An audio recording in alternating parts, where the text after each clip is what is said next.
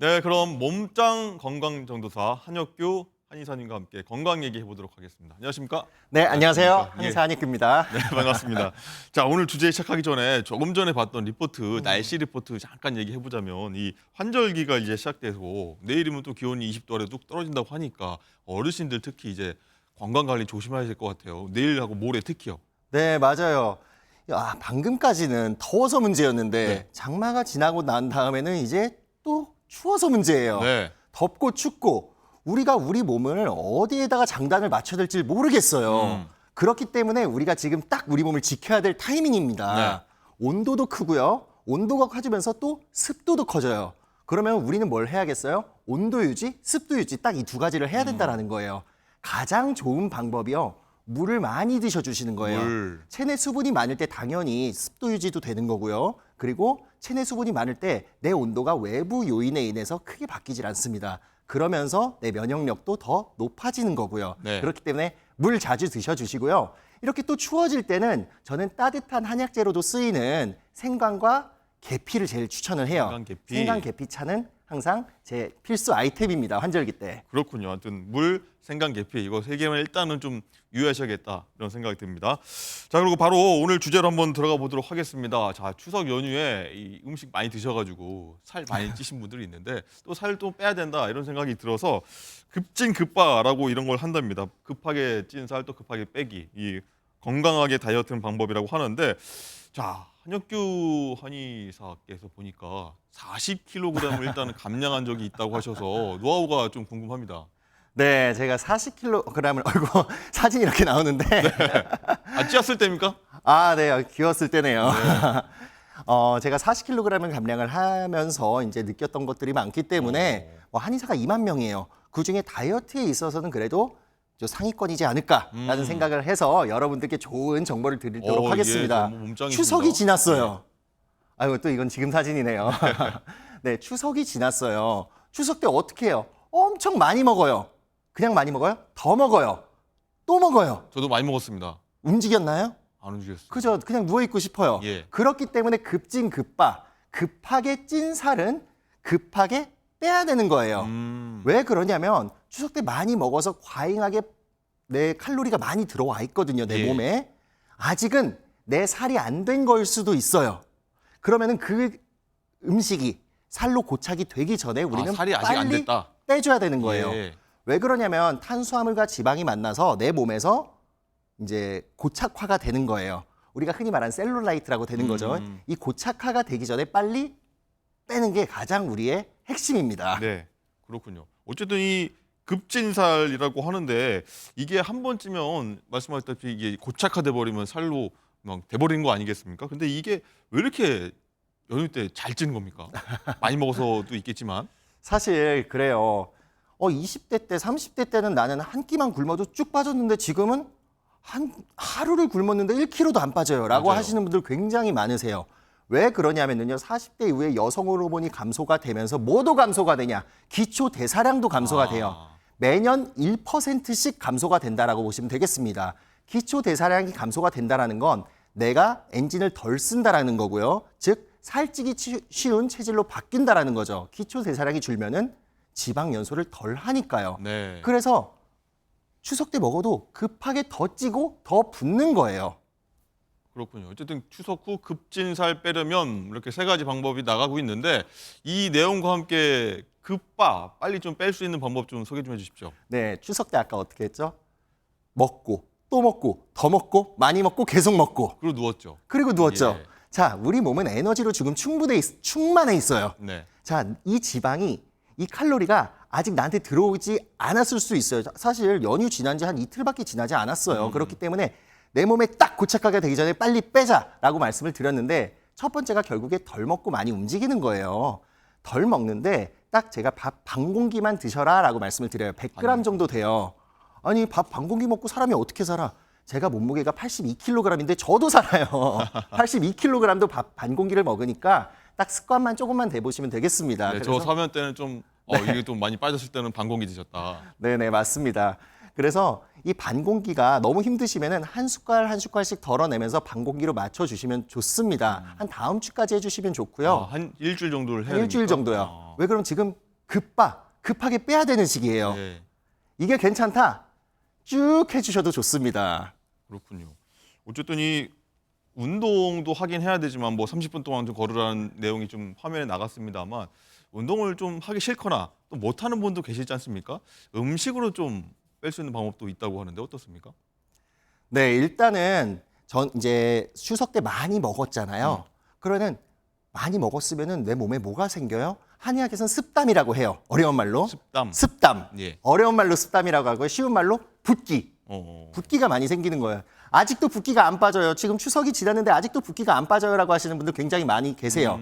이 붓기가 필요 없는 물이거든요. 이 필요 없는 물이 많을 때는 내 몸에서 지방이 쌓이기 좋은 상황으로 딱 내 몸이 아하. 세팅이 되는 거예요. 즉 살찌기 쉬운 체질이에요. 즉 붓기를 빼야지 살이 빠진다라고 보시면 되겠습니다. 그럼 붓기를 어떻게 빼냐? 저는 또 한약을 또 써야 되는 거예요. 즉 약을 드시라는 게 아니고요. 네. 한약재로도 사용하는 음식들이 있어요. 팥과 율무예요. 팥과 율무. 네, 약용팥은요 적소두라고 하고요. 약용율무는 의이인이라고 해서 다 부종을 빼는 약재거든요. 이뇨소종이라고 해서 예. 즉 필요 없는 수분을 빨리 빼내자. 이게 가장 중요합니다. 나는 차 마시기가 싫다. 적당한 산책만 해줘도 내 대사량이 올라가기 때문에 네. 내 엔진이 빨리빨리 사용이 되기 때문에 붓기도 잘 빠질 수가 있겠죠. 땀을 통해서 또 소변을 통해서. 땀, 팥과 율무 좀 마시고 적당한 걷기. 알겠습니다. 어쨌든 이 한의사님 가장 궁금한 게 아까 몸짱 사진 좀 나갔습니다만 많은 분들이 나도 한번 저렇게 하고 싶은데 라고 하신 분들 계실 것 같은데 이 40kg 감량 어떻게 하셨는지 좀 비법도 좀 궁금합니다. 40kg 감량 비법이요. 비밀이었는데 벌써 나오고 있네요. 네, 이미 442 법칙입니다. 442 법칙. 네. 저는 어떻게 보면 먹을 거 다 먹고, 물론 과잉하게 먹진 않아요. 먹을 네. 거 다 먹고 체지방률 10% 미만을 계속해서 유지를 하고 있어요. 그 비법은 바로 지금 자막으로도 나오지만 442 비법이에요. 뭡니까 442? 4 탄수화물, 음. 4 단백질, 네. 2 지방이에요. 이렇게 보면은 442 어떻게 내가 442를 맞추지? 맞추기 쉽지 않을 것 같은데요. 네. 그래서 그냥 예시를 들어드릴게요. 네. 아까 밥 반 공기를 드시라고 이제 말씀을 드렸는데 네. 현미밥 반 공기 그리고 닭가슴살 150g 뭐 닭가슴살 아니어도 돼요. 좋아하는 돼지고기여도 괜찮습니다. 네. 150g 정도 드시고요. 이제 지방인은 아마 여기저기 많이 껴 있을 거예요. 그렇기 때문에 견과류로 섭취를 해주셔도 좋고요. 그냥 섭취 안 해주셔도 좋습니다. 네. 그리고 이제 저는 더 여기서 강조를 하는 게 그러면 배고프지 않느냐? 배고플 수가 있어요. 그렇기 때문에 저는 식이섬유, 네, 식이섬유를 가장 추천을 드려요. 식이섬유 같은 경우는 이 식이섬유 자체가 우리 몸에 있는 이제 독소들을 다 흡수를 하거든요. 특히 장독소를 흡수를 많이 해요. 그러면서 앞서 말씀드린 것처럼 살이 잘 안 찌는 체질로 바뀌게 해준다. 그래서 야채나 채소는 좀 풍부하게 드시는 게 좋습니다. 그렇군요. 442 법칙, 뭐 팥, 율무 드시고 적당한 어떤 걸음 뭐 이런 게 살 빼는 데 도움 된다. 저도 한번 적으면서 충분히 봤습니다. 시청자 여러분께서도 많은 도움 되셨길 바라겠습니다. 자, 한의사님 오늘 여기까지 듣겠고요. 말씀 감사합니다. 네, 감사합니다. 고맙습니다.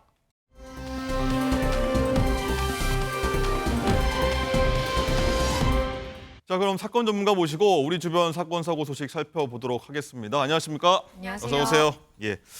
자, 얼마 전에 이 방송인 겸 정신의학과 전문의 양재웅 씨가 이 운영하는 병원에서 환자가 사망한 사건 벌어져서 한동안 저희도 많이 다뤘고 시끌시끌했는데 이 얘기를 한번 해보도록 하겠습니다.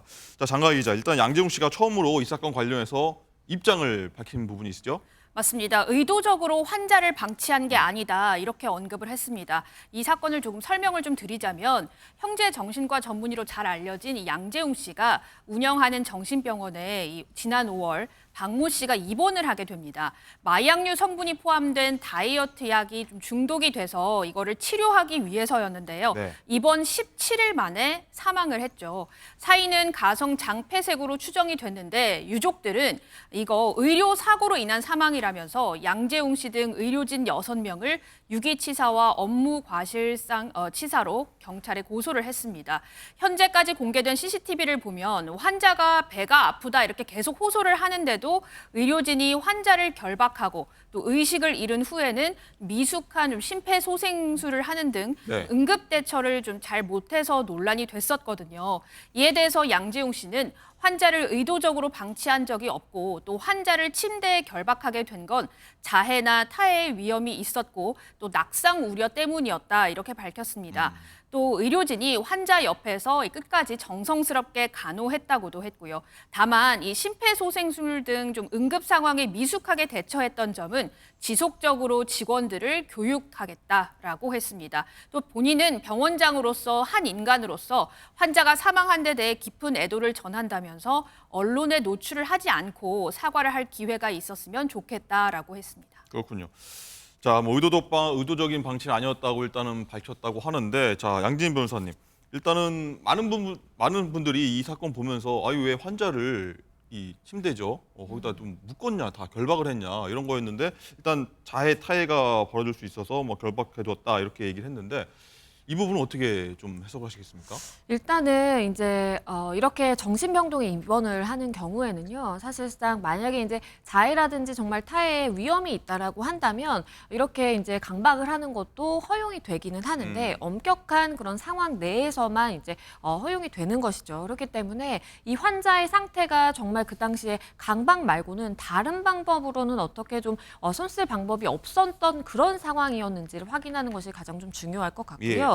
지금 이 이제 양 원장의 경우에는 이야기를 하는 것이 일단 이 환자가 사망한 가장 주된 원인이 격리라든지 아니면 강박 때문에 이렇게 방치돼서 사망했다라고들 많이들 이야기를 하는데 그것이 아니라 펜타민 중독 때문으로 의심이 되고 다른 중독도 사실상 의심이 된다라고 밝혔거든요. 다른 중독. 그런 부분도 사실은 이 추후에 책임 소재를 따지는 데 있어서 굉장히 중요하기 때문에 따져봐야 될 부분이라고 보이고요. 네, 다만 다른 중독 의심된다라고 했던 거는 뭐 약간 책임을 좀 돌린다고 해야 할까요? 아니면 실제로 그런 것도 있다고 봐야 될까요? 일단 본인이 생각하기에는 사실상 펜타민 중독이라든지 이런 다이어트 약의 중독으로 이 환자가 입원을 하기는 했지만 다른 중독도 의심된다라고 했다면 이 부분을 쟁점으로 따로 떼어서 보자면 사실상 의료진으로서 그러면 다른 중독 부분에 대해서는 확인할 의무가 없었는지 그러면 그것을 인지했다라고 한다면 거기에 적절한 대처를 해야 됐던 건 아닌지 이것도 이제 추후에 문제가 될 수 있고요. 네. 다만 어떠한 환자가 이러한 사실을 철저하게 숨기고 기망을 통해서 이렇게 병원에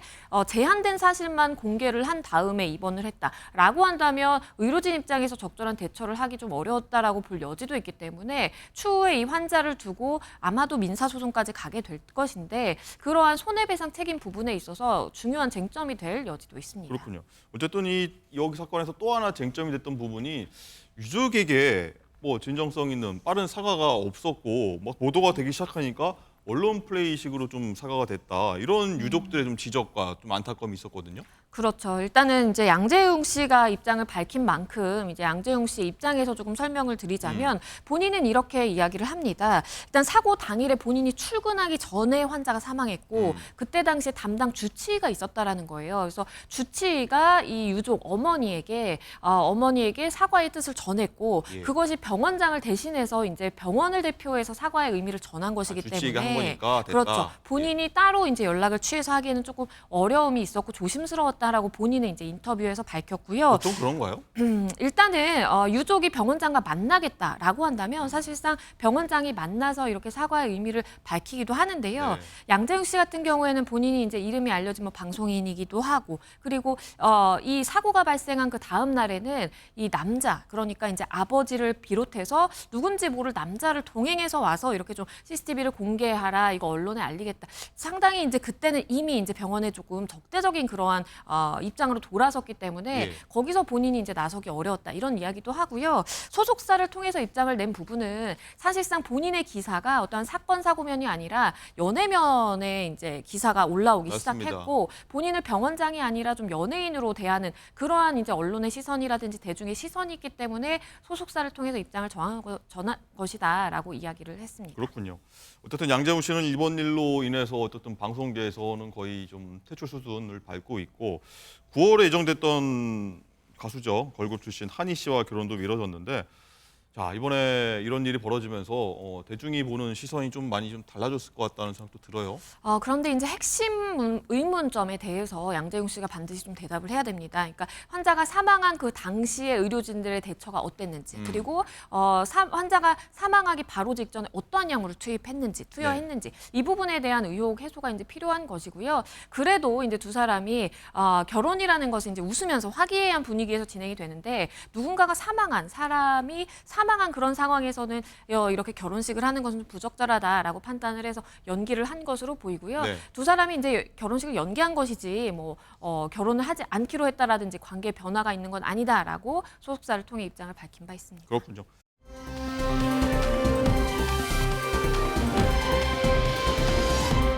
자, 그리고요. 최근 추석 때 응급실 뺑뺑이다. 그래서 의료 공백으로 인해서 치료 제때 못 받는 거 아니냐. 시민들 굉장히 불안했었는데 이 내용으로 좀 이어지는 얘기 한 번 더 하나 해보겠습니다.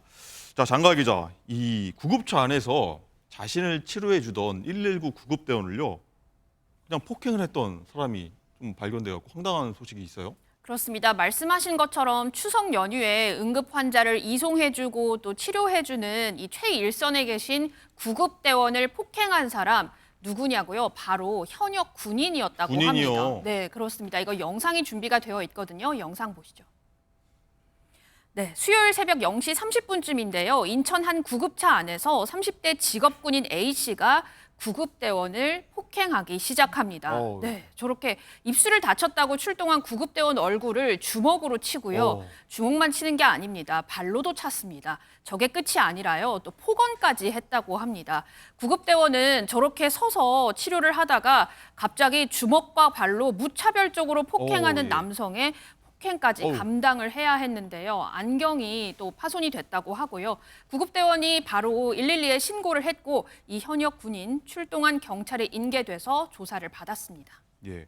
30대 군인이라고 하면 화사관 내지는 장교일 가능성도 있는 것 같은데 어쨌든 추석 연휴 마지막 날에 일어난 일 같은데 어떻게 이럴 수 있습니까? 양진 변호사님? 일단은 주요하게는 주취 상태였습니다. 어. 본인이 이제 술을 취해 있는 상황이었기 때문에 사리 분별이 좀 어려웠던 측면도 있는 것 같은데요. 그럼에도 불구하고 이런 위험한 행동은 절대로 해서는 안 됩니다. 다행히 사실은 이 저 구급대원의 경우에는 안경이 파손되고 얼굴에 경상 정도를 입은 것으로 전해지고는 있긴 하지만 저런 신체적인 상해 부분이 중요한 것은 아니고 굉장히 저렇게 밀폐된 공간 안에서 본인이 도와주고 있는 그러한 대상자로부터 폭행을 당하고 모욕적인 언사를 듣는 것 자체가 굉장히 이제 정신적으로 트라우마를 남기고 치료를 요하는 상황이 발생할 수도 있기 때문에 충분히 상해 구성 요건에 해당할 것으로 보이고요. 이 부분에 대해서 엄중한 책임을 물어야 된다라고 보입니다. 그렇군요. 어쨌든 이 구급대원이라고 하면 다친 부분 그리고 또 삶이 왔다 갔다 하는 부분에서 삶을 살리는 그런 임무를 맡고 있는 분들인데 이런 일이 굉장히 구급차에서 많이 벌어진다고 하더라고요. 어떻습니까? 제 개인적인 생각으로는 사실상 이제 처벌 수위가 많이 높지 않기 때문에 이러한 부분이 빈번하게 발생하는 것 아닌가라는 생각도 듭니다. 이렇게 119 구급대원을 폭행하는 사건은요, 해마다 한 260건 정도 평균적으로 발생하기 때문에 굉장히 많고요. 여기서 주목해야 될 부분은 폭행 이렇게 사건이 발생했을 때 약 85%가 음주자에 의한 폭행이었습니다. 사실은 이제 음주 상태에서 다칠 확률이 높기도 하고 그러다 보니까 구급대원과 마주하는 그런 순간들이 많이 발생할 수는 있겠지만 주취 상태에서 본인이 사리 분별이 안 되는 상황에서 나를 도와주기 위해서 사실은 이제 손을 내려라 아니면 본인의 몸을 만질 수도 있고 그런 처치를 하는 과정에서 반항이 폭행과 상해로 이어지게 되는 경우가 굉장히 많은 것이고요. 소방기본법에 따라서 이렇게 구급 활동을 방해하는 행위에 대해서는 5년 이하의 징역 또는 5천만 원 이하의 벌금에 처해질 수 있다라고 법정형으로는 규정이 되어 있는데요.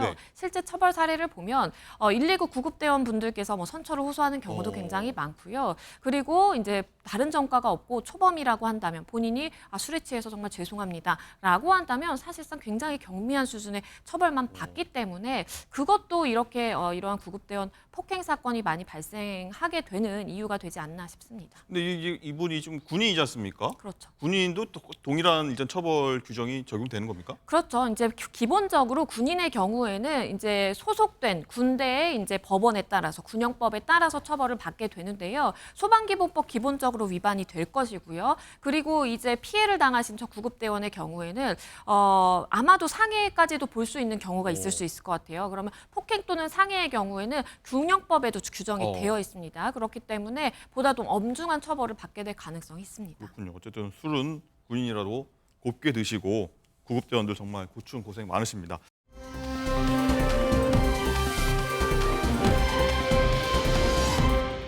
이번 사건은요 굉장히 좀 정말 이해할 수 없고 충격적으로 다가오는 사건인데, 자, 장가 기자, 이 아내를 폭행하고요, 심지어 이 강제로 성매매까지 시킨 이 남편이 있다고 하는데 이게 대체 무슨 일입니까? 맞습니다. 자신의 아내에게 성매매를 강요하고요. 그 돈을 가로챈 남편이 있습니다. 검찰에 따르면 이 피고인 A씨를 포함한 공범 4명이 지난 2022년 9월부터 올해 8월까지 대구 지역 아파트를 옮겨 다니면서 함께 살던 여성 2명에게 폭행과 협박을 일삼고 천여 차례 성매매를 강요해서 이 수익금 1억 원을 가로챘다고 합니다. 이 피고인 4명 중에 한 남성과 피해 여성은 실제 부부 사이였는데요. 네. 남편은 공범들과 함께 부인을 폭행하면서 성매매를 강요해 왔다고 합니다. 야, 성매매를 1000회를 시키고 뭐 1억 원을 가로챘다. 이 남편이 사람이 맞는지 정말 싶은데, 양재인 변호사님, 이런 사건 보신 적 있습니까? 이게 정말 충격적입니다. 그러니까 본인의 자녀, 딸의 엄마를 저렇게 나와 부부 사이임에도 불구하고 성매매를 1000회 정도 가까이 시켰고, 이것을 철저하게 돈을 목적으로 해서 그러한 수익금을 본인이 다 편취를 했다라는 그런 거의 사건 자막 아닙니까? 나갔다시피 악마 남편이란 말이 딱 맞는 것 같아요. 그렇죠. 왜냐하면 실제 부부 사이고 어린 딸을 두고 있습니다. 그런데요, 이게 부인을 폭행을 하면서 성매매 행위를 강요했고 시켰고요. 그리고 이 한부모 자녀 지원금이 있잖아요. 네. 그것을 받기 위해서 허위로 이혼을 시키고요. 그러니까 법적으로는 두 사람이 부부 관계가 아니에요. 이혼을 허위로 네. 했기 때문에 가장 이혼까지 시키면서 아이에 대한 친권과 양육권자를 본인으로 지정을 함으로써 이 여성을 올감해 두는 그러한 효과가 좀 발생한 것으로 보이고요. 공범이 또 있습니다. 공범의 경우에는요, 사실상 이 범행을 주도한 사람이라고 볼 수 있을 텐데요. 이 피해 여성 2명에게 접근을 해서 처음에 경제적으로 굉장히 어려운 상황이다 보니까 아이에 대한 분유값도 주고 식사도 제공을 하고 그러면서 환심을 사서 네, 가해자가 총 4명으로 나오네요. 그렇죠. 돈을 벌게 해주겠다라고 이렇게 꼬드겨서 폭행과 협박을 일삼으며 이 성매매까지 시킨 것이고요. 사실 이 피해 여성 중에 한 명은 도망을 2차례 친 적이 있는데요. 네. 휴대전화에 이 위치 추적 어플리케이션을 깔아둬서 이 여성을 다시 잡아와서 감금을 시키는 행위까지 했습니다. 자, 이 진짜 일당, 성매매 일당이라고 뭐 더한 표현이 있을지 모르겠습니다만 성매매 일당인데, 자, 피해자들 고통 정말 이루 말할 수 없을 것 같은데, 가해자들 처벌 엄벌 취해져야 될 것 같은데 어느 정도 나옵니까? 일단은 성매매를 알선하고 그리고 여성들을 감금하고 폭행 그리고 뭐 상해까지 이르게 되겠죠. 협박죄 책임까지 물을 수 있을 것으로 보이고요. 당연히 이제 실형 선고 가능할 네. 것으로 보입니다. 그리고 이 피해 여성 중에 한 명은요, 가해자와 어쩔 수 없이 혼인 신고를 할 수밖에 없었어요. 왜냐하면 법적으로 나의 부인으로 올가매어두기 위한 수단이었겠죠. 예. 그렇기 때문에 이 부분에 대해서도 실제 혼인의 의사가 없었다라고 해서 혼인 무효 확인 소송까지도 법률적인 지원을 할 계획이고요. 그리고 아까 말씀드렸던 그 여자아이, 네. 딸을 두고 있는 그 어머니에 대해서는 딸에 대한 친권이라든지 양육권을 회복해주는 방식으로 법률적인 지원이 이 한국가정법률상담소를 통해 이루어질 예정입니다. 야, 이 가해자 중에 한 명이 대출을 위해서 위장 결혼까지 했다. 맞습니다. 진짜 악랄하기 지금 짝이 없는데, 알겠습니다. 좀 엄벌 취해지길.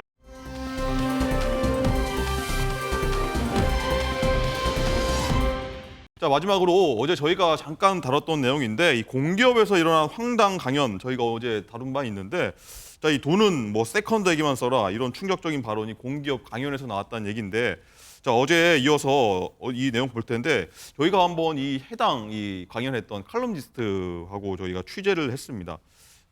내용을 뭐 해명을 하고 했는데, 해명이 맞는지 여러분도 어떻게 한번 판단해 보실지 한번 같이 한번 들어보도록 하겠습니다. 근데 한국의 그 인색한 부자들이 적선은 안 하고 자기 세컨드한테만 돈을 쓰는 거야. 그래서 그걸 내가 이제 풍자하고 비판한 거지. 왜 주변 공동체나 주변 사람들한테 좀 돈 좀 베풀고 그러지, 왜 자기 세컨드한테만 쓰냐, 이런 내용이야. 물진 숭배가 너무 지나치다. 모든 게 돈이다. 그 종교의 핵심이 내세와 귀신인데 종교를 안 믿는다 그 소리지. 그러면 오로지 현세에서 돈 많이 벌고 그냥 이게 많이 소비하고 명품 사고 즐기다 가면 이것이 최고다 이렇게 생각한다 이거지.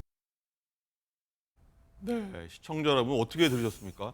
이게 공기업에서 이 공기업 직원들 대상으로 강연 중에 이런 말, 뭐 돈은 세컨드하기만 쓴다라고 했던 이 강연자 분을 저희가 해명을 부탁드렸더니 조금 전에 들었던 그런 내용의 취지에 얘기를 한 건데, 자, 장 기자님, 이 다른 해명도 있죠?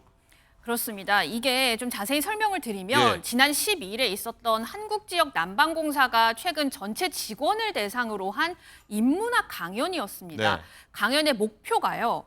인문학을 통한 개인의 긍정적인 변화 도모 그리고 소통하는 조직 문화 조성이었는데 이 칼럼니스트가 와서 강연을 했는데 부적절한 언행 참 많았습니다. 이 중에 아까 말씀하셨던 것처럼 돈은 부자들이 세컨드에게만 쓴다 이런 말을 했는데 이에 대해서 이 칼럼니스트는 이 한국의 일부 인색한 부자들이 주변에 돈은 안 쓰고 좀 부인이 아닌 좀 부정한 연애 대상에게 돈을 쓴다는 것을 지적했다는 겁니다. 다만 이 세컨드라는 표현이 2030 젊은 여성들에게 거북스러웠던 표현인 것 같다라고 했습니다. 하지만 이 정도의 언급만 가지고 강연을 들은 청중들이 불만을 제기한 건 아니었습니다. 자, 남자 정액 총량이 정해져 있고 이걸 아껴 쓰게 되면 몸에 양기가 차서 눈에서 빛이 난다라는 말도 했고요. 또 집터가 안 좋으면 죽을 수도 있다 이런 말까지 했습니다. 이 강연료 얼마냐고요? 350만 원이었습니다. 350만 원. 그렇습니다. 이 350만 원의 강연료를 전 직원들이 공사 직원들이 들을 만한 내용인지 정말 의심케 하는 발언들 많았거든요. 이에 대해서 뭐라고 추가 해명을 했는지 칼럼니스트의 목소리 다시 들어보시죠. 그 남자가 그렇게 정액을 많이 소비하면 안 된다. 섹스를 너무 많이 하면 안 된다를 내가 그런 식으로 표현한 거예요. 섹스를 많이 하면 안 된다. 왜? 많이 하면 이 눈의 전기가 사라진다, 사람이. 눈의 전기는 그 IQ와 추진력이거든. 사람이 남자가 IQ와 추진력이 떨어지면 뭐 일이 되겠습니까? 이제 그런 맥락에서 이 정액이 한정돼 있으니까 사람이 쓸 수 있는 게 무한리필이 아니니까 이것을 절제하고 아껴 써야 된다. 내가 그런 얘기 한 거예요.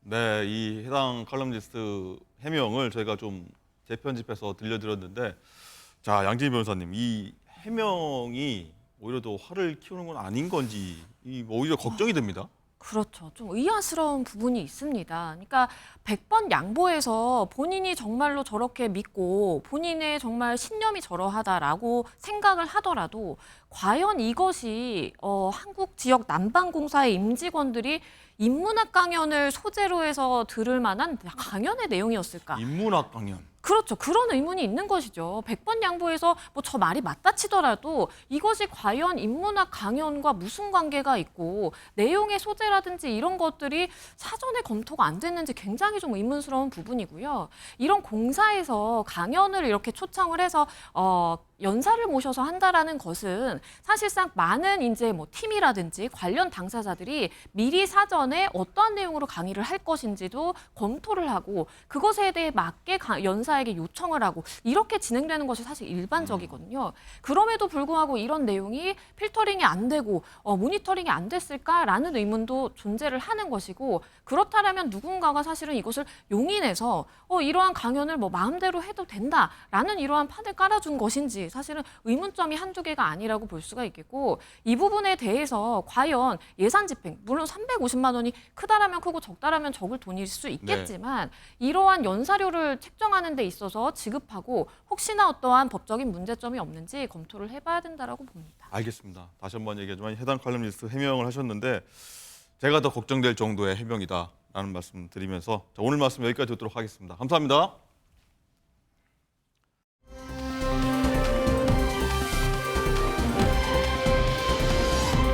정치권 소식으로 이어가겠습니다. 자, 어제 국회 본회의에선 야당이 이른바 김건희 여사 특검법과 해병대원 특검법 그리고 지역화폐법 이 등 3건의 법안을 처리했는데 자 기시감이 어딘가 드는 예상되는 시나리오 같기도 하죠. 자 국회로 한번 가보겠습니다.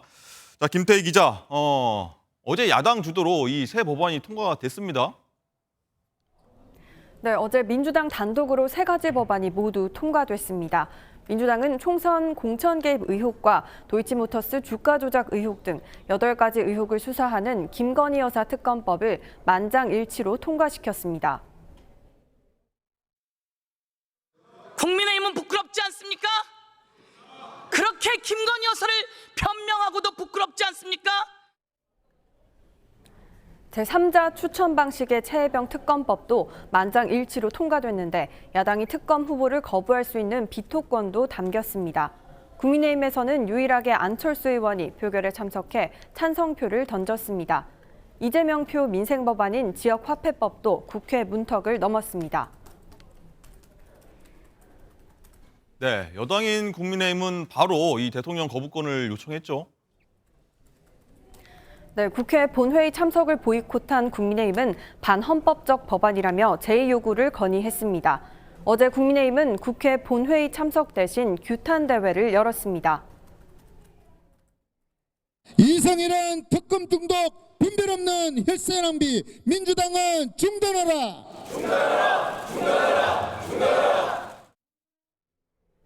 여야가 합의한 26일 본회의 일정을 파기했다는 이유로 당초 논의됐던 무제한 토론, 이른바 필리버스터는 하지 않았습니다. 그 배경엔 필리버스터 무용론과 김 여사 특검법 방어에 대한 부담감이 작용한 것으로 보입니다. 일방적으로 진행됐기 때문에 애초부터 저희들은 이런 의사 일정에 동의할 수 없다. 그 동의할 수 없음을 가장 강력하게 표현하는 것이 보이콧이다. 대통령실에서도 거부권 행사를 시사했는데 민주당은 26일 본회의에서 해당 법안들에 대한 재의결을 추진하겠다고 예고했습니다. 법안 강행 처리로 대통령 거부권 행사, 재의결 후 법안 폐지라는 소모전이 당분간 이어질 것으로 예상됩니다. 지금까지 국회 로텐더홀에서 MBN 뉴스 김태희입니다.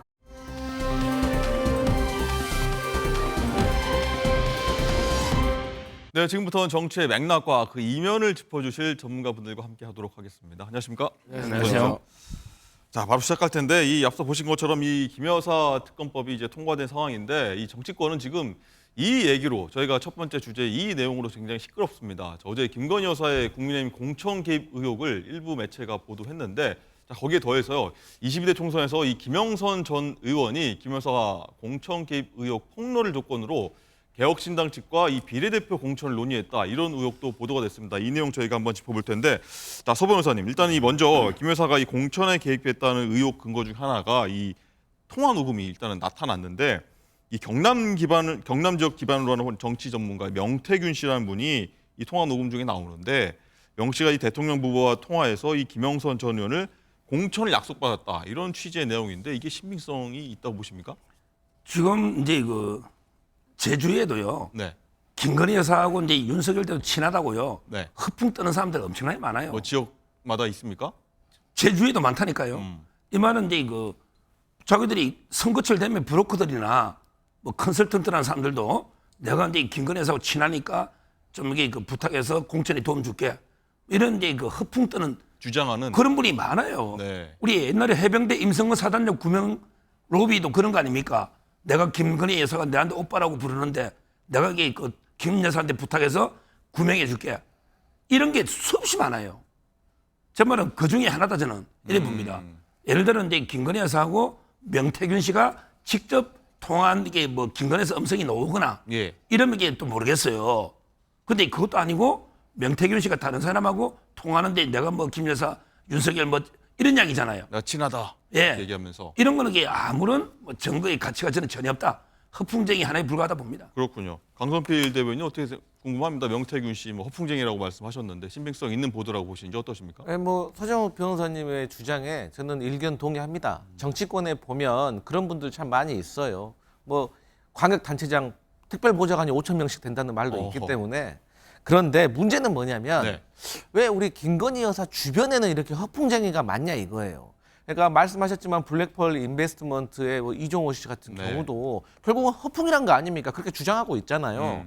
그리고 이 명태균 씨라는 사람도 결국에는 말씀하신 것처럼 허풍이라고 말을 하고 있는데 이분은 대통령의 취임식에도 참석을 하셨던 분이에요. 김 여사의 초청으로. 그리고 이분이 누구 옆에 계셨냐? 윤석열 대통령의 부친이신 윤기준 교수 옆에, 도이치모터스 주가조작 권오수 회장의 아들 옆에 앉아 계셨던 분이에요. 네. 대통령의 취임식에는 아무나 갈 수가 없고 아무나 초청받지 않습니다. 그리고 이 명태균 씨는 이 TK 지역에서 무관의 재앙이라는 소문이 파다합니다. 그러니까 지금까지 뭐 공직을 맡은 적은 없지만 혹시 만난 적은 있으십니까? 저는 없죠, 당연히. 네. 근데 일단 이분이 여론조사에 조금 특기가 있으시고 네. 또 신성범 국민의힘 의원의 어떤 증언에 따르면 네. 이분이 사안을 바라보고 해석하는 시선이 남다르신 분이다라고 해서 이준석 의원과도 친하고 김종인 전 비대위원장하고 친한다. 그래서 그런 얘기가 이분이 있다. 상당히 정치권의 숨은 실력자였다. 그래서 이분의 말을 허풍으로만 볼 수 있느냐에 대해서는 검증이 더 필요하다 이렇게 보여집니다. 그렇군요. 어쨌든 이 서 변호사님, 이 2002년 재보선 때 같은데 일단 실제로 통화 다음 날 김영선 전 의원이 국민의힘 경남 창원 의창 후보로 공천된 사실 공개됐고 이게 또 당선이 됐습니다. 이건 또 어떻게 봐야 됩니까? 그때 저도 이게 김여선 될 줄 알았어요. 어허. 그때는 이게 그 여성을 해야 된다. 여성 의원이 없었잖아요. 김 의원이 될 줄 알았다. 근데 원래는 이제 다른 분이 좀 약해요. 뭐 도의원 출신이. 뭐 여성끼리 붙은 거죠. 예. 후보에서. 그러니까 중진 이분이 우선 아닙니까? 아니 저도 다 알고 일반 정치에 관심만 좀 있으면 김영선 후보가 그때 된다는 거는 천하가 다 아는 사실인데 네. 이게 뭐 대단한 정보입니까? 그럼 우연히 김영선 될 것 같으니까 내가 김건희 여사나 윤석열 확인해서 마치 이게 본인이 시gn이 준 것처럼 일단 국민 얼마든지 후보가 생색내기 강세 좋잖아요. 지역에 있었으니까. 그렇죠. 이미 그때는 다 이게 그 김영선 후보로 언론 찾아보시면 가장 이게 유력한 후보였습니다. 그렇군요. 어쨌든 이 총선 공천 한창이던 2월 18일에도 이 명태균 씨가 이 같은 지인과의 통화에서요, 이 김영선 전 의원이 컷오프라고 하면서 여사가 직접 전화가 왔다 이런 얘기를 했다고 하는데, 자 강선필 대변인, 일단은 네. 이 명 씨가 김 여사로부터 이 김 전 의원 공천 배제 사실을 미리 알았다고 일단 봐야 될 것 같은데, 네. 그럼 게 타당해 보이기도 하는데 이건 또 어떻게 봐야 됩니까? 그러니까 결국에 이 의혹이 밝혀지기 위해서는 한 3가지 정도가 충족이 돼야 됩니다. 예. 첫 번째는 김건희 여사나 대통령의 육성이 담긴 녹취록이 공개가 되든지. 확실한 증거가 있어야 된다. 맞습니다. 누구도 부인할 수 없는. 그리고 두 번째로는 김영선 전 의원이 증언을 좀 해줘야 됩니다.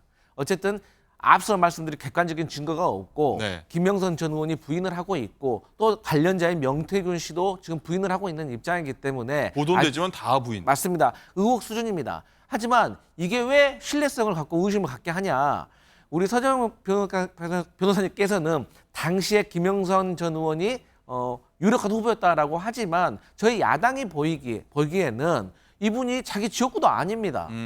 그리고 이분이 뭐 거기에 가서 뭐 쉽게 말해서 우리가 선거운동을 열심히 하셨던 분도 아닌 것 같아요. 그런데 이런 분이 왜 거기에 갑자기 공천을 받았을까? 당시는 7군데 재보궐이 많이 열린 미니 총선 같은 개념이었기 때문에 이런 음성이 공개되면은 더 신빙성이 있어 보인다라고 추측할 수 있다 이렇게 보여집니다. 그렇군요. 근데 이번에 컷오프 있잖아요. 네. 이번 총선. 이번 총선에 하위 10%는 컷오프가 다 됩니다. 그런데 이거 하위 10% 어떤 의원이 받았나? 네. 다 이게 찌라시 형태로 다 떠돌아다닙니다. 그렇잖아요. 그러면 명태균 씨만 이게 그 김영선 의원이 컷오프 대상인지 알았을까요? 제 주위에도요. 제 후배도 그 지역에 내려간 사람도 있어요. 왜? 컷오프 될 거니까. 이 김영선 의원이 옛날에 그 일본의 해류 있죠. 이거 노량진에 가가 수족관에 물을 마신 분 아닙니까? 아하. 근데 공천이 되겠습니까? 지역구 활동이 미비해서 하위 10%에 있다는 거는 다 명단이 돌았잖아요. 그러면 명태균 씨 입장에서는 자기도 이게 다 아니까 컷오프 됐다. 이걸 마치 김여사 통이 아는 것처럼 또 이게 허풍을 뜰 수가 있는 거예요. 네. 이게 뭐 새롭게 엄청난 고급 정보가 아닙니다. 알겠습니다. 어쨌든 이 김영선 전 의원이 이제 당시 험지 출마 내세워도 일단 경선 기회를 못 받아서 지난 2월 29일입니다. 총선 전에는 개혁신당 이준석 의원 등과 만나서 지리산 7불사에서 만났다. 이런 보도도 나왔는데 어쨌든 이 개혁신당 비대 순번 1번을 달라 이런 거래가 나왔었고 뭐 얘기들이 많이 나왔었는데 일단 개혁신당 층에서는요. 이게 무슨 소리냐며 펄쩍 뛰며 반박을 했습니다. 어떤 얘기 나왔는지 한번 목소리 듣고 오겠습니다. 뭐 민주당 요즘 방송 보면은 되게 막 저한테만 뭐라 그러면서 예? 이준석은 네가 뭔데 아니라고 하는 거냐? A 의원, B 의원은 봤다는데 이러거든요. 봤어요? 문자? 그러니까 거기서 A 의원 전데 그러니까 이게 약간 꼬인 거예요. 이게 지금 보니까 실제로 그 메시지 그 캡처를 가지고 있는 사람은 제가 알고 한 명밖에 없어요. 그런데 보면 지금 뭐 몇십 명이 봤다고 하면서 하는데 본 사람들의 견해는 일치하거든요. 이거는 공천 개입이라 하기는 약간 애매하다.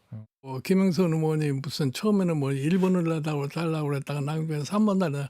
그건 뭐 얘기할 것도 없이 그건 거론의 가치가 없으니까 난 상대도 안 해버렸던 상황인데 반응을 보이질 않으니까 김영선 의원이 우리 집을 또 많이 찾아왔던 것 같아요.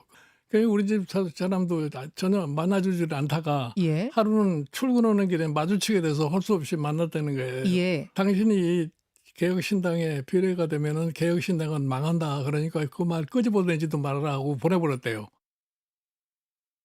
네. 강성필 대변인. 네. 일단은 이 상황 다 보면은 뭐 공천 개입인 것도 좀 애매하다고 인석 의원 얘기하고 있고, 자 김종인 전 비대위원장 같은 경우에는 비례를 못 들어온다고 얘기하고, 뭐 당사자들 앞서 얘기했지만 다 부인하고 있고, 어떻게 봐야 됩니까? 아마도 후속 보도가 나올 겁니다. 정가에서는 이미 파닥에 누가 가지고 있고 어느 정도 수익이고 어떤 내용이 담겨져 있는지도 지금 뭐 파닥에 나와 있기 때문에 네. 결론은 이 의혹에 대해서 종지부를 찍으려면 그 보도가 나올 것이고. 보셨습니까? 저는 뭐 내용은 들었습니다만 최초로 우리 앵커께서도 기자시지만 기본적으로 언론사에서 이런 걸 보도를 할 때 객관적인 증거라든가 그걸 가지고 있지도 않으면서 이렇게 군부를 피우고 보도했겠습니까? 그건 쉽지 않죠. 네, 그러기 쉽지 않습니다. 그래서 근데 합리적으로 없을 수도 의심할 수가 있습니다. 있고. 네? 없을 수도 있습니다. 당연히 없을 수도 있지요. 예. 하지만 저는 그러진 않을 거라고 보고, 일단 이준석 의원 같은 경우도 개혁신당 비례 순번 1번을 달라면서 민주당이 본인을 뭐 공격한다는 식으로 얘기를 하는데, 아니 총선 때 그 바쁜 시기에 이준석 의원이 또 출마한 곳이 얼마나 험지였습니까? 그런데 그 지리산 산자락까지 가가지고 김영선 의원과 명태균 씨를 만나가지고 비례대표 얘기를 안 했겠습니까? 그러면서 끝나고 나서 완결성이 떨어진다? 이것은 이준석 의원이 어쨌든 김종인 비대위원장도 인터뷰에서 말씀하셨습니다. 네. 이준석 의원이 아마도 그때 당시 현역이 개혁신당이 4명이었는데 1명이 더 추가되면은 선거비를 더 많이 지원받을 수 있기 때문에 고민을 했던 것 같다. 근데 내가 안 된다라고 잘랐다, 막았다라는 식으로 얘기를 하고 있거든요. 그래서 저는 이준석 의원도 완결성이 처음에 떨어진다라고 소극적으로 나왔던 것은 네. 아마도 김영선 의원과 개혁신당이 총선 전에 이 김건희 여사의 공천 개입 의혹과 관련해서 조금 내용적으로 얽혀 있기 때문에 이것을 조금 미연에 방지하기 위해서 이렇게 소극적으로 태도를 보인 것이 아닌가 합리적으로 의심할 수 있을 것 같습니다. 서 변호사님 어떻게 보십니까? 일단 뭐 이미 이준석 의원 같은 경우는 이 김영선을 잘 알고 지냈기 때문에 일단 만난 거다. 만나는 게 뭐 이상한 거냐 이런 얘기예요? 일단 이제 그 언론사가요 근거 없이 폭로이 많아요. 옛날에 김대업 병풍부터 최근에 대장동에 뭐 윤석열 몸통이다 커피 한 잔 타주고 보냈다. 전부 이게 보도한 언론사 아닙니까? 전부 이게 다 근거를 가지고 진실만 보도한 게 아니에요. 가짜뉴스가 수없이 많았다는 거고요. 아마 이 부분은 제가 보기에 이준석 저는 대표가 이제 부적절한 행동이라 봐요. 왜냐하면 이게 역으로 보자고요. 만약에 제보가 신빙성이 있었다면 거래했을 거 아닙니까? 진짜 김영선 의원이 준 정보가 김건희 여사가 개입한 게 확실하다면 1번이든 3번 주고 거래를 했을 거 아니에요. 예. 근데, 애매하다. 근데 내용이 확실한 게 없으니까 1번, 3번 안 줬다 이런 변명 아닙니까 지금? 이게 새 정치입니까? 만약에 김건희 여사 개입한 걸 폭로하면 김영선 의원을 1번 주는 게 이게 개혁신당의 정당한 겁니까? 그 점에서는 저는 아주 그 이준석 대표는 반성해야지 부적절하다는 거예요. 물론 이게 미수라기보다 부실하니까 1번 안 줬지만 역으로 뒤집어 보면 완전히 증거 충분했다면 1번 줄 수도 있는 거 아니냐. 이런 게 추악한 뒷거래다. 이걸 말씀드리고 네. 가장 문제는 이제 김영선 의원이죠. 5선까지 하신 분이 공천 탈락했다 해서 추악하게 뒷거래해서 내가 비례로 한 번 더 배치 더 달아보겠다. 네. 이거 바꿔야 돼요. 이런 게 옛날에 자유통일당의 1번도 황보성이 이분도 이게 여러 논란이 있었는데 왜 1번 주냐. 비례정당이 순번 올리려고 현역이 있으면 상위로 갑니다. 그러니까 말이 안 되잖아요. 이것도 아마 이게 돈이 다르서 현역이 5명이냐 4명이냐 이게 보조금이 확 다르잖아요. 선거 보조금이요? 예, 제 말은 이게 보조금이나 비례 정당의 순번 상위로 가려고 현역에 대해서 이런 뒷거래가 있는 이게 우리 추악한 정치판 개혁해야 될 부분입니다. 알고 그렇군요. 뭐 후속 보도가 아마 나올 것 같으니 한번 저희가 한번 차근차근 더 한번 후속 보도 한번.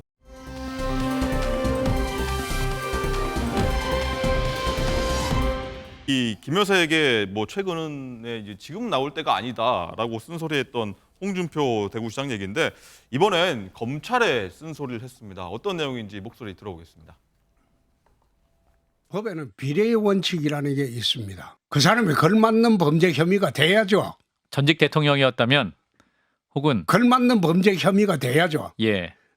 딸한테 돈 좀 빌려준 거 가지고 넘겨준 거 가지고 그걸 수사에도 비례의 원칙이라는 게 있다니까. 예. 홍준표를 잡으려면 예. 또 걸맞는 누굴 잡으려면 그에 걸맞는 걸 갖다 붙여야지. 어디 지금 할 게 없어가지고 딸한테 5천만 원 줬니 안 줬니 그걸 압수수색이나 하고 그런 걸 쳐다보면서 참 저거는 검사가 할 짓은 아니다. 그래서 내가 보면서 꼴짜바다. 꼴짜바다? 막 경상도 말에 그런 게 있습니다. 알겠습니다. 네, 이 문재인 전 대통령 관련 수사 관련 얘기인데 이 꼴잡하다, 뭐 부산 사투리로 뭐 치사하다, 얍삽하다 뭐 이런 뜻이라고 하는데 자 강성필 대변인님 일단 뭐 문 전 대통령 편드는 것 같기도 하고 뭐 검찰 수사를 비판하는 것 같기도 하고 뭐 어떻게 들었습니까? 뭐가 맞습니까? 홍준표 대구시장께서 문 전 대통령 팬들 뿐은 아니시고요. 하지만 말씀하신 내용은 맞죠. 우리가 사과를 깎을 때 거기에 맞는 과도를 사용해야지 큰 칼을 쓰면 되겠습니까? 그리고 지금 현재 문재인 전 대통령과 관련된 수사가 사실 사위의 어떤 특혜 취업으로 시작이 됐는데 오늘 뭐 보도를 보면은 전혀 다른 뭐 문다혜 씨가 뭐 해외에 있을 때 무슨 관리를 부동산 계약을 청와대 직원이 해줬다느니 5천만 원을 뭐 송금을 했을 때 뭐 재산 신고 내역이 없었다느니 이게 다 알고 보면은 퇴임 이후의 시기와 다 다르거든요. 네. 그런데 이게 혼잡해서 보도가 돼버리면 국민들이 이 문재인 전 대통령을 어떻게 생각하겠습니까? 그래서 정치적인 어떤 과도한 공세다. 여기에 대해서 홍준표 시장이 어쨌든 과거에 검사였기 때문에 네. 검찰에 대해서 좀 쓴소리를 한 것이 아닌가 이렇게 보여집니다. 그렇군요. 자 그리고 과거 홍 시장 보면 이 조국 혁신당 조국 대표에 대한 얘기도 한 바가 있는데 검찰 수사에 대해서 이렇게 얘기를 한 바 있습니다. 그때는 어떻게 얘기했는지 한번 듣고 오시죠. 제가 놀란 게 조국 교수랑 요즘 썸 타고 계시더라고요. 조국 가족 수사는 과잉 수사다. 이 정치 수사한 거다. 어떻게 이렇게 말씀하실 수 있습니까? 조국 수사가 잘못됐습니까? 나는 잘못된 걸 보면 피아를 가리지 않습니다. 아니 그러면 내가 조국 수사가 잘못됐다고요? 아니 잘못된 게 아니라 과잉 수사했다는 거예요. 그러니까 과잉 수사가 뭡니까? 과잉 수사. 내가 영장 친 게 과잉 수사라고 그랬잖아요. 많이 보세요. 네, 이 뭐 듣기에 따라 많은 해석이 나올 것 같은데 뭐 최근 발언, 홍 시장의 최근 발언, 과거 발언, 서정욱 변호사님 어떻게 들으셨습니까? 지금 이제 조국 교수 아들도 원래는 허위 인턴 가지고 로스쿨이나 네. 대학원에 있었잖아요. 근데 아들 처벌 안 했잖아요. 진짜 과잉이면 아들까지 멸문지화를 시켜야죠. 근데 조민 씨도 원래는 이게 다 진실을 자백하고 밝히면 기소해도 가능했는데 그걸 안 하다 보니까 이제 기소된 거죠. 저는 조국 대표에 대한 수사 중에 어느 부분이 과잉인지 도저히 납득이 안 되고요. 자, 그다음에 그 문다의 문제도요. 문재인 대통령 계좌에 돈이 많아요. 신고한 예금이 한 10몇억 돼요. 거기에서 뭐 5천을 주든 5억을 주든 세금 내고 문다혜 씨한테 계좌를 보내주면 저 수사 제가 반대합니다. 그걸 왜 수사합니까? 근데 만약에요. 지금 5만 원짜리 이렇게 빳빳한 현금을 보냈잖아요. 이 돈이요. 이 돈이 만약에 특수활동비나 이런 돈이라면 그러면 이게 그 수사 대상이 안 됩니까? 이게 특수활동비가 딸 주라는 돈입니까 원래? 제가 알기로 이게 특수활동비는 국민이 세금으로 대통령이 공적인 활동에 쓰라고 준 돈 아닙니까? 네, 그 부분은 아직 밝혀진 바는 아직 아니 없는 거죠. 그렇다면 예, 예. 그걸 수사하고 있잖아요. 네. 당당하게 계좌에서 그냥 5천 송금해 줬다면 수사를 왜 하겠습니까? 의심이 가니까 계좌 인출한 게 없고 현금 5천을 보다기에 싸가지고 보내니 이 돈이 출처가 의심이 가잖아요. 그 수사하는 거 아닙니까? 옛날에 홍준표 대표도 옛날에 원내대표 시절에 그때도 특수활동비 국회도 있었죠. 이걸 이게 뭐 생활비 좀 줬니 안 줬니 논란이 있었잖아요. 그 생활비 주면 안 됩니다. 국회의원의 원내대표 특활비도 생활비 주면 안 되는 거예요. 원래 원내 활동에 쓰는 거죠. 저는 이 문제를 지적하고 싶고 네. 그냥 딸한테 준 게 아니라는 거죠. 그다음에 문제는 사이 서모 씨가 일을 하고 떳떳하게 출근하고 이런 회사에서 월급 받으면 우리가 왜 수사합니까? 자본금도 1년 매출이 70만 원밖에 안 되는 2021년에 이런 게 페이퍼 컴퍼니에 출근하는 것처럼 지금 꾸미놓고 2억 2,300 준 이게 뇌물입니다. 뇌물을 1억 넣으면 10년 이상입니다. 이게 꼴잡은 게 아니에요. 진짜 꼴잡은 거는 김건희 여사 파우치백 있죠. 아버지 친구라고 공장해놓고 300만 원짜리 던져놓고 이걸 1년 동안 수사하고 있는 전담팀 이게 꼴잡은 겁니다. 300만 원하고 뇌물 2억 2,300하고 현금 특활비하고 이게 비교됩니까? 이게 비례원칙이에요. 비례원칙. 저는 300만 원짜리 파우치백 이거 가지고 나라를 두 조각 1년째 내고 있잖아요. 이게 꼴잡은 거예요. 네, 서 변호사님한테 빗대를 세우면서 말씀하셨는데 강성필 대변인님. 일단 첫 번째로 특수활동비라는 말 함부로 하시면 안 됩니다. 그러니까 물론 가정이라고 하시지만 특수활동비라고 말씀을 하시면 이 시청자를 생각했을 때 문재인 전 대통령이 특수활동비 아껴놨다가 딸에게 현금으로 줬다 이렇게 오해하실 수 있는 거기 때문에 그런 어떤 예를 드는 것 자체를 좀 삼가하셔야 될 것 같다고 말씀을 드리고 싶고요. 그다음에 문재인 전 사유와 관련해 가지고 해외의 페이퍼 컴퍼니라고 말씀을 하시는데 저는 반대로 이런 생각을 해봅니다. 이상직 전 의원이 그야말로 문재인 전 대통령에게 뇌물을 주기 위해서 사유를 취업시켰다고 하면 왜 복잡하게 그 업무를 하고 있는 현지 법인도 있는데 또 하나의 페이퍼 컴퍼니를 만들고 그래 복잡하게 일을 진행하겠습니까? 그냥 이스타 항공의 그 수많은 부서에 적당한 자리에 넣어서 해결하면 될 일입니다. 그렇기 때문에 이것을 무죄 추정으로 생각을 하셔야지 이것을 이미 범죄가 일어났다라고 기정사실화하면서 말씀하시는 건 좀 과도하다 이런 말씀 드리겠습니다. 알겠습니다.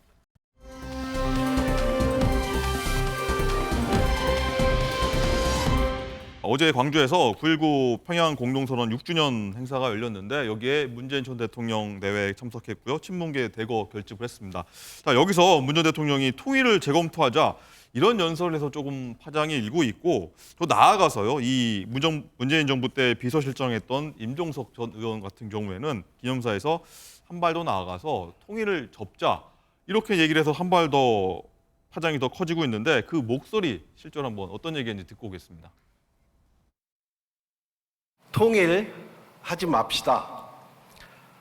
그냥 따로 함께 살면서 서로 존중하고 서로 돕고 같이 행복하면 좋지 않을까요? 통일을 꼭 해야 한다는 강박관념을 내려놓읍시다.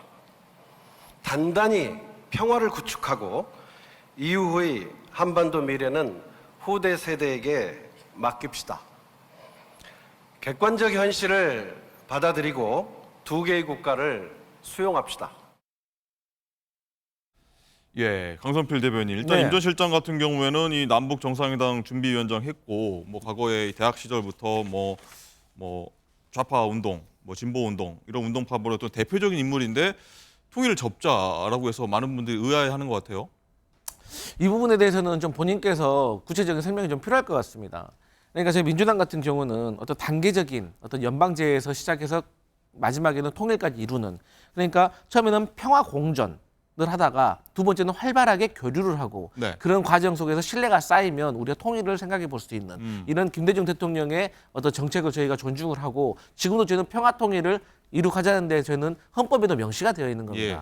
물론 임종석 전 실장의 주장을 조금 구체적으로 해석을 해보면 지금 현재 윤석열 정부가 그리고 보수 정부가 북한을 적대시하고 있는데 어떻게 평화 통일이 되겠느냐 그럴 의지도 없어 보인다라는 정도의 지적이라면 제가 또 동의를 할 수 있겠지만 네. 어쨌든 이 부분은 좀 오해 소지가 있기 때문에 조금 해석이 좀 설명이 좀 더 필요할 것 같다 이렇게 보여집니다.